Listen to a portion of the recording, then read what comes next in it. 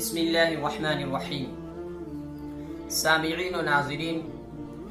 آج ہم اس مسئلے کو بیان کریں گے کہ نمازی کے آگے سے گزرنے سے کیا نماز پڑھنے والے کی نماز ٹوٹ جاتی ہے، اور ساتھ ہی ساتھ اس مسئلے کی بھی وضاحت کریں گے کہ عام طور پر ہماری مساجد میں کچھ لوگ اگلی صف میں بیٹھے ہوئے ہوتے ہیں اور پچھلی صف میں نماز پڑھنے والے ہوتے ہیں، تو یہ بیٹھنے والے حضرات گزر جاتے ہیں،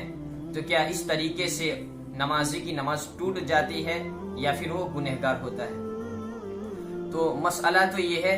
کہ نمازی کے آگے سے گزرنے سے نمازی کی نماز میں کوئی قباحت و کراہت نہیں آتی ہے، یعنی اس کی نماز نہیں ٹوٹتی ہے، لیکن گزرنے والے کے لیے احادیث میں اتنی وعید آئی ہے تو عرف میں مصلحت کے طور پر یہ مسئلہ عام ہو چکا ہے کہ نمازی کے آگے سے گزرنے سے نماز پڑھنے والے کی نماز ٹوٹ جاتی ہے، تاکہ بندہ اس بات کا خیال کرتے ہوئے گزرنا گوارا نہ کرے۔ حالانکہ مسئلہ تو یہی ہے کہ نمازی کی نماز میں کوئی قباحت و کراہت نہیں آتی ہے، لیکن گزرنے والا یہ گنہگار ہوتا ہے۔ اس کے لیے چند حدیثیں پیش خدمت ہے کہ اللہ کے رسول صلی اللہ علیہ وسلم نے فرمایا، لو يعلم المار بين يدي المصلي ماذا عليه لكان ان يقف 40 خيرا له من ان يمر بين يديه، کہ اگر نمازی کے آگے سے گزرنے کا گناہ بندے کو معلوم ہو جاتا تو 40 تک کھڑا رہنا وہ اپنے لیے بہتر سمجھتا۔ اب راوی کو شک ہوا کہ 40 دن ہے، 40 مہینے ہیں یا 40 سال، یعنی خلاصے حدیث ہے کہ بندہ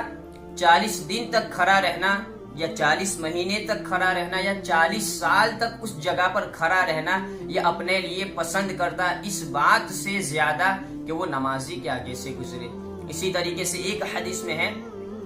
کہ نمازی کے آگے سے گزرنے کے لیے ایک قدم کو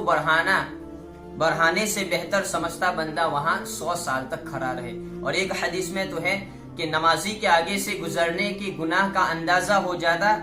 تو بندہ زمین میں 10 جانا زیادہ پسند کرتا اس بات سے کہ وہ نمازی کے آگے سے گزرے۔ تو یہ احادیث میں وعید آئی ہے، اس لیے نمازی کے آگے سے نہیں گزرنا چاہیے۔ اب عام طور پر ہماری مساجد میں جو ہوتا ہے، تو پہلے سترے کا مسئلہ سمجھ لیں کہ اگر نمازی کے آگے سے سترہ موجود ہے اور اگر کوئی گزر رہا ہے تو اس صورت میں گزرنے والا گنہگار نہیں ہوگا۔ اور سترہ کیا ہے کہ نمازی کے آگے ایک ہاتھ کی اونچائی کے برابر ہو اور انگلی کی موٹائی کے برابر زمین سے متصل کوئی ایسی چیز موجود ہے اور گزرنے والا گزر جاتا ہے تو وہ گنہگار نہیں ہوتا ہے۔ تو اب ہماری مسجد میں جو مسئلہ پیش آتا ہے کہ چند نمازی آگے بیٹھے ہوئے ہوتے ہیں اور پیچھے کوئی نماز پڑھتا ہے، تو عام طور پر گزرنے والا ان بیٹھے ہوئے نمازیوں کے آگے سے گزر جاتا ہے، تو اس صورت میں بھی گزرنے والا گنہگار نہیں ہوگا، اس لیے کہ نماز پڑھنے والے کے آگے جو مصلی، جو دوسرے نمازی یوں بیٹھے ہوئے ہیں جو نماز سے خارج ہوتے ہیں، تو گویا کہ وہ اس کے لیے سترہ ہے۔ اسی طریقے سے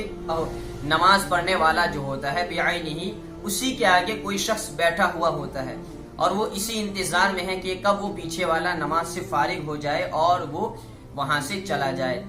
تو یہاں پر بھی ہم دیکھیں گے کہ حدیث میں مرور کا لفظ آیا ہے، یعنی نمازی کے آگے سے گزرنا منع ہے، ہٹ جانے کی اجازت ہے۔ تو اگر ٹھیک نمازی کے آگے کوئی شخص بیٹھا ہوا ہے اور وہ پیچھے دیکھتے ہوئے اگر وہاں سے نکل جاتا ہے تو حدیث کی وعید میں یہ شخص بھی نہیں آئے گا۔ اس طریقے سے نکل جانے کی اجازت ہے، اس لیے کہ اس کو